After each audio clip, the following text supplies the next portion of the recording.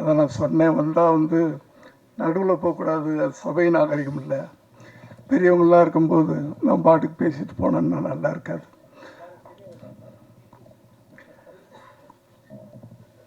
நான் உயரத்தில் சொல்ல, பல விஷயங்கள் அதில் அடங்கியிருக்கு. என்னோட பெரியவங்களாம் இங்கே இருக்கிறாங்க. தலைவர்கள்லாம் இருக்கும்போது தொண்டர்கள் சின்னவங்க தான்மா.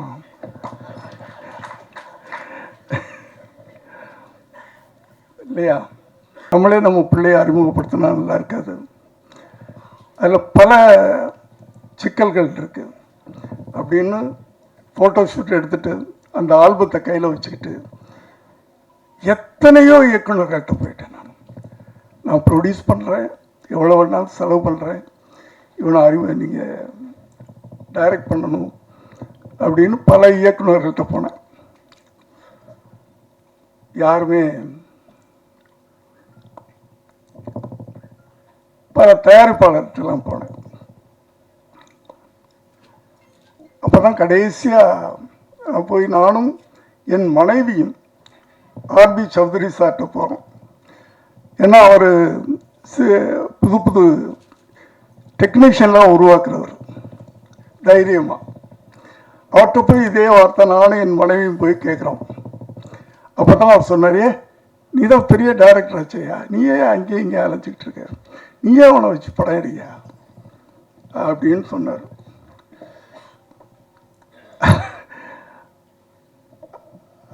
அதனால தான் கட்டாயமாக அவரை நானே வச்சு படம் எடுக்கக்கூடிய ஒரு சூழ்நிலை உருவாச்சு.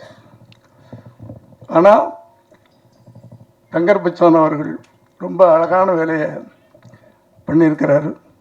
ஒரு இளைஞனை அறிமுகப்படுத்தணும், அந்த இளைஞர்கள் மத்தியில் போய் ஒரு நடிகனாக பச்சக்குன்னு நெஞ்சில் நிற்கணும். அப்படின்னா இன்னொரு இளைஞன் அந்த இளைஞனை உருவாக்கணும் அப்படின்னு நினச்சி அந்த பொறுப்பை கொடுத்துருக்கிறாரு. அவர் பாலு மகேந்திரா அவருடைய பட்டை தீட்டப்பட்டவர் அப்படின்னு சொல்கிறாங்க. எனக்கு அவர் பழக்கம் இல்லை. இருந்தாலும் அவர் இந்த படத்தின் மூலம் முதல்ல ஒரு இயக்குனராக, ஒரு இயக்குனர் சங்கத்தில் அதன் மூலமாக கூட நான் ஆசைப்படுறேன். அந்த இயக்குனர் வெற்றி பெற வேண்டும். முதல்ல ஒரு இயக்குனர்.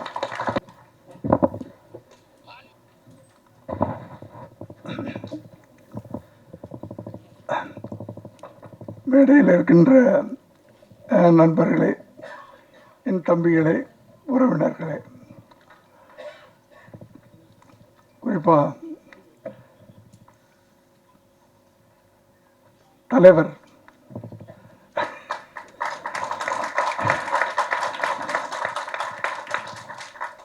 எல்லோருக்கும் என்னுடைய மீடியா நண்பர்களே, சினிமாவை நேசிக்கக்கூடிய அனைவருக்கும் என்னுடைய மாலை வணக்கம். ரொம்ப நன்றி என்னை உடனே கூப்பிட்டதுக்காக பச்சன் சார்கள். நான் 2 வருஷமாச்சு ஈவினிங்கில் எந்த ஃபங்க்ஷன்லையும் கலந்துக்கிறதில்ல. கலந்துக்கணும்னு ஆசை எல்லா நிகழ்ச்சியிலையும். பட் ஒரு வயசுக்கு மரியாதை கொடுக்கணும்ல, அதை நான் கொடுத்துக்கிட்டு அடக்க ஒடுக்கமாக ஒரு 6 மணி ஆச்சுன்னா வீட்டுக்குள்ளே போய் அடைஞ்சிடுறது. 7 மணிக்கெலாம் டின்னரை முடிச்சுட்டு அப்படியே சினிமா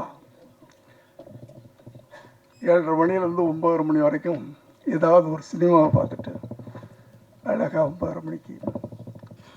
அதனால் நான் எங்கேயுமே ஈவினிங்கில், அதை நான் சொன்னேன், வந்தால் நடுவில் போகக்கூடாது, அது சபை நாகரிகம் இல்லை. பெரியவங்களாம் இருக்கும்போது நான் பாட்டுக்கு பேசிட்டு போனேன்னா நல்லா இருக்காது.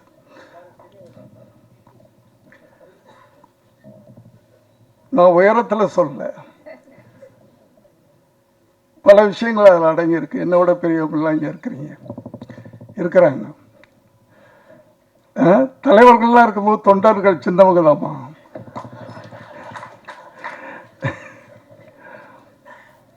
இல்லையா? அதனால் தங்கர் பச்சன் அவர்களுக்கு என்னுடைய நன்றியை தெரிவிச்சுக்கிறேன். ஒரு நல்ல ஒரு எப்படின்னு சொல்கிறது எனக்கு தெரியல, அந்த நினைப்பு இருக்கிறதில்ல. தங்கர் பச்சன் அவர்கள் எல்லாருக்கும் தெரியும், ஒரு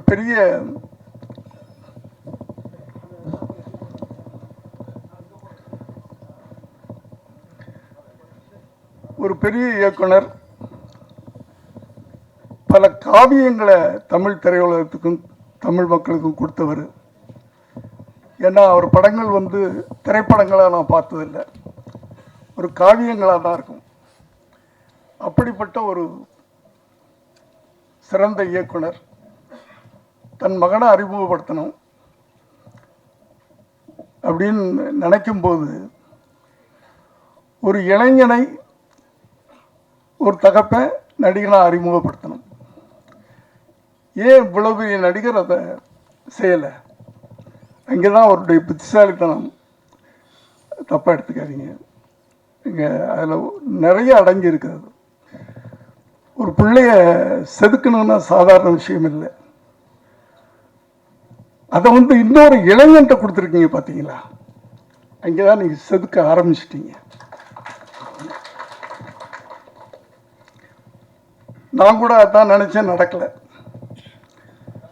என் மகன் விஜய் அவர்கள் நடிக்கணும்னு சொன்னப்போ அவரை ஃபோட்டோ ஷூட் எடுத்துகிட்டு, நான் இப்போ பிஸியாக 90s வந்து பல மொழிகளில் அவ்வளோ இதாக இருக்கும்போது நானும் அப்படி தான் நினச்சேன், நம்மளே நம்ம பிள்ளையை அறிமுகப்படுத்தினா நல்லா இருக்காது.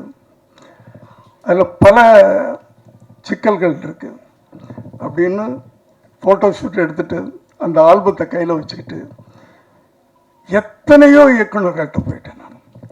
நான் ப்ரொடியூஸ் பண்ணுறேன், எவ்வளோ வேணாலும் செலவு பண்ணுறேன், இவனை நீங்கள் டைரக்ட் பண்ணணும் அப்படின்னு பல இயக்குநர்கள்ட்ட போனேன். யாருமே, பல தயாரிப்பாளர்கிட்டலாம் போனேன். அப்போ தான் கடைசியாக போய் நானும் என் மனைவியும் ஆர்பி சௌத்ரி சார்கிட்ட போகிறோம்.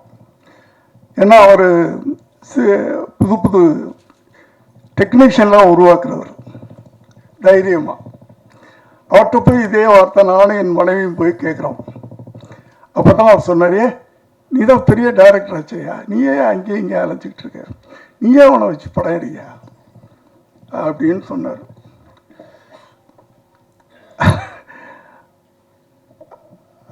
அதனால தான் நான் வந்து கட்டாயமாக அவரை வந்து நானே வச்சு படம் எடுக்கக்கூடிய ஒரு சூழ்நிலை உருவாச்சு. ஆனால் தங்கர் பச்சன் அவர்கள் ரொம்ப அழகான வேலையை பண்ணியிருக்கிறாரு.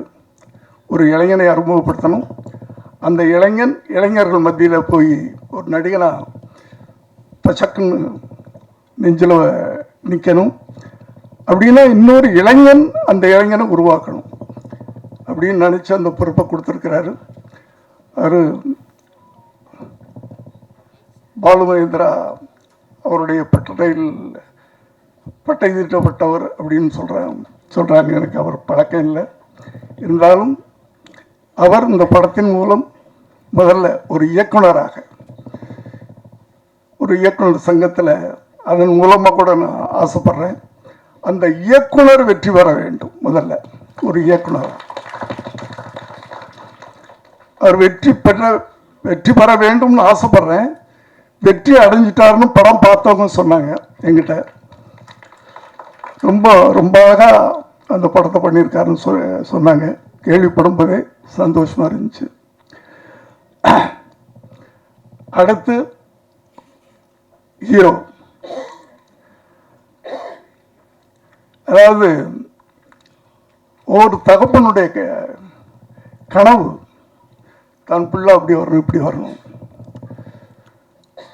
ஆனால் இவர் தன் பிள்ளையுடைய கனவை நிறைவேற்றுறதுக்காக இந்த ஒரு ப்ராஜெக்டை அவர் ஆரம்பித்து பண்ணியிருக்கிறாரு. அவருக்கு என்னுடைய வாழ்த்துக்களை தெரிவிச்சுக்கிறேன். அந்த தம்பி இந்த திரையுலகத்தில் ஒரு பெரிய கலைஞராக வரணும், உருவாகணும் அப்படின்னு நான் வந்து வாழ்த்துறேன்.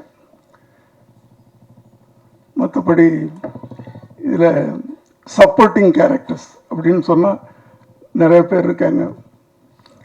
ரொம்ப அழகாக எல்லாரையுமே புதுமுகம் போடாமல் சப்போர்ட்டிங் தான் ரொம்ப முக்கியம். ஒருத்தனை தூக்கி நிறுத்தணும்னா பக்கத்தில் இருக்கவங்களாம் சேர்ந்தானே தூக்கி நிறுத்தணும். அப்படி ஒரு கனமான கதாபாத்திரங்களை மையப்படுத்தி அப்படி அதை ஏற்று நடிக்கக்கூடிய சிறந்த நடிகர்களெல்லாம் கூட நடிக்க வச்சிருக்கிறாரு. எல்லோருக்கும் என்னுடைய வாழ்த்துக்கள். பேரன்பும் பெருங்கோபமும் அதுலேயே வந்து கதை, அன்பு காட்டுறவனுக்கு நான் அடிமையாக இருப்பேன், அடக்க நினைச்சா என் கோபத்தை யாராலும் அடக்க முடியாது. அதுதானே கரெக்ட் தானே? கதையே சொல்லிட்டார் அந்த டைட்டிலில். என்னுடைய ஃபார்முலா தான் அது. என்னுடைய ஃபார்முலா, என்னுடைய குணாதிசயம். நாங்கள்லாம் வந்து ஒரே குணாதிசயங்கள் கொண்டவங்க தான். அன்புக்கு அடிமையாக இருப்போம், அடக்கணும்னு நினச்சா அவ்வளோதான். எங்கள் கோபத்தை எங்களாலே அடக்க முடியாது இல்லையா? அப்படியே இருந்து அப்படியே ஜெயிச்சிட்டோம். அது ஒரு விஷயம். ஸோ இந்த படக்குழுவினரையும் சம்பந்தப்பட்ட அத்தனை பேரையும் நான் மனதார வாழ்த்துறேன். இந்த படம் ஒரு பெரிய வெற்றி அடையணும். ஏன்னா சின்ன படங்கள் தான், சிறு முதலீட்டு படங்கள் தான் ஓடணும். அதுக்கு என்ன பண்ணுறதுன்னு தான் தெரியாமல் தவிச்சுக்கிட்டு இருக்கோம். திரையுலகமே திகைச்சு போய் நின்றுக்கிட்டு இருக்கு.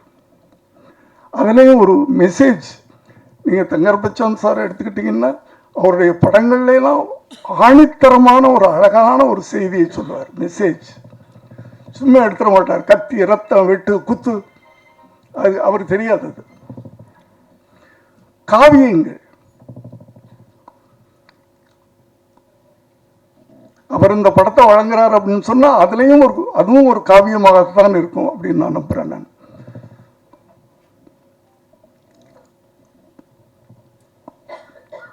ஏன்னா இப்போ அது போகிற இடங்கள்லாம் நான் சொல்லிட்டு தான் இருக்கிறேன்.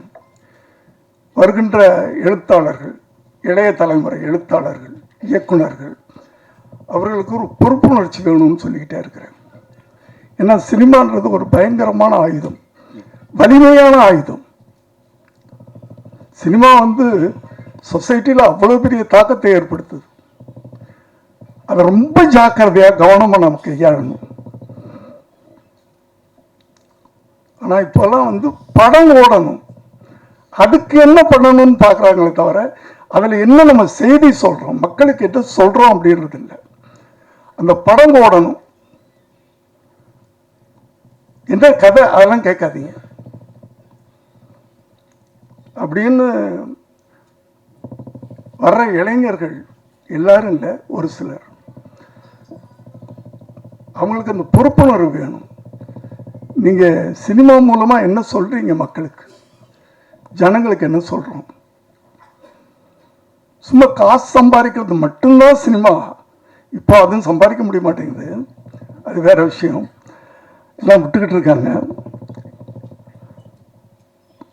இது வந்து இயக்குநர்களுக்கும் இருக்கணும் அந்த அக்கறை, நடிகர்களுக்கும் இருக்கணும், டெக்னீஷியன் அத்தனை பேருக்கும் இருக்கணும். ஒரு படத்தை உருவாக்கும் போது அந்த படம் மூலமாக ஜனங்களுக்கு நம்ம என்ன சொல்கிறோம்